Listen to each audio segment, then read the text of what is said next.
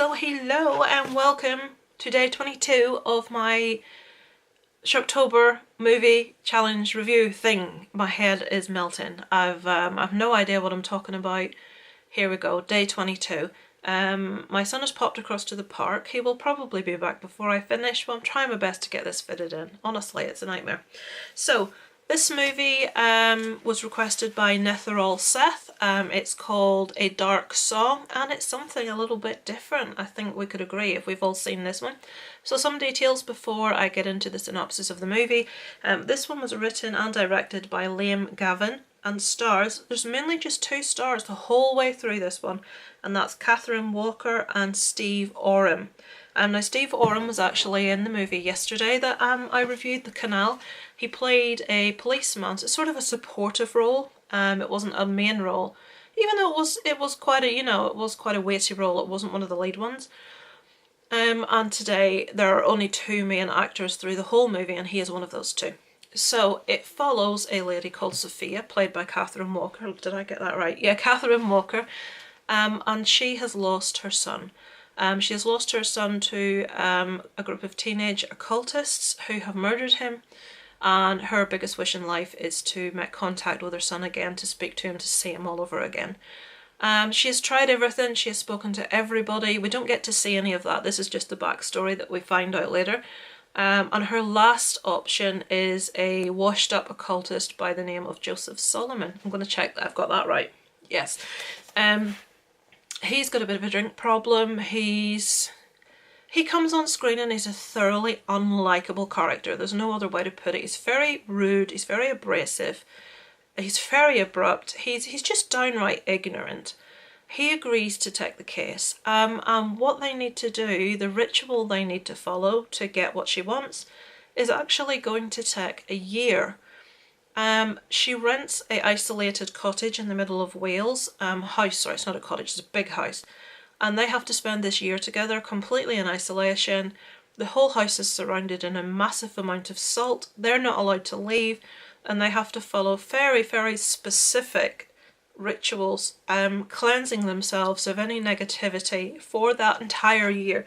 We basically, Solomon's persona just seems to go from bad to worse. We start feeling ourselves thinking, is this guy actually really what he says he is? Can he do this? Is he just taking advantage of this woman for money? And some roles were some scenes were really, really uncomfortable, and we think, this guy's not what he says he is. He's not going to be able to do this. And just the way he treats Sophia in certain scenes in this is very upsetting. As the movie progresses, you get to know the seriousness of why he is the way he is, why he's doing what he is. It's required for the ritual to work. So imagine my surprise.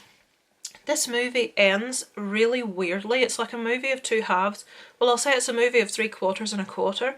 The first 3/4 of the movie is very much character driven. It follows the two characters, their interaction, the ritual. There's no special effects. There's nothing like that. There's no one else in the movie.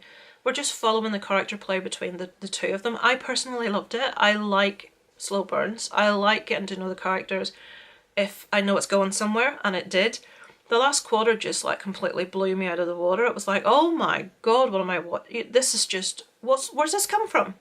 So I finished it, I watched it, and I went and looked it up to see what other people had said, what their thoughts. It's one of those movies where I think different people may take different things from what happened.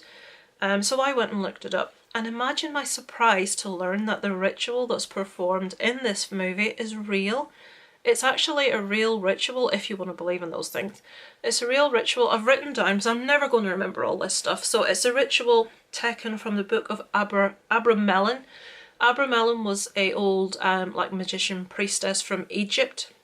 Not priestess, he was male. He actually wrote this book. He invented this ritual. A book was written by a Jewish German scholar called Abraham von Worms. Imagine being called von Worms. Yeah, Abraham von Worms. He wrote this. He called it a grimoire. And it contains the whole, everything that you need to follow in the ritual. And it's all really, look it up if you watch this movie, or if you've seen this movie. Everything that happens in the movie is a part of the real ritual.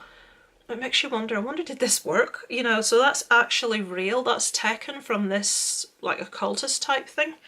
The goal of the ritual is to summon the Holy Guardian Angel, then the 4 Princes of Hell and the 8 Sub-Princes of Hell to pact an oath of allegiance. So this is what happens in this, eventually in this ritual.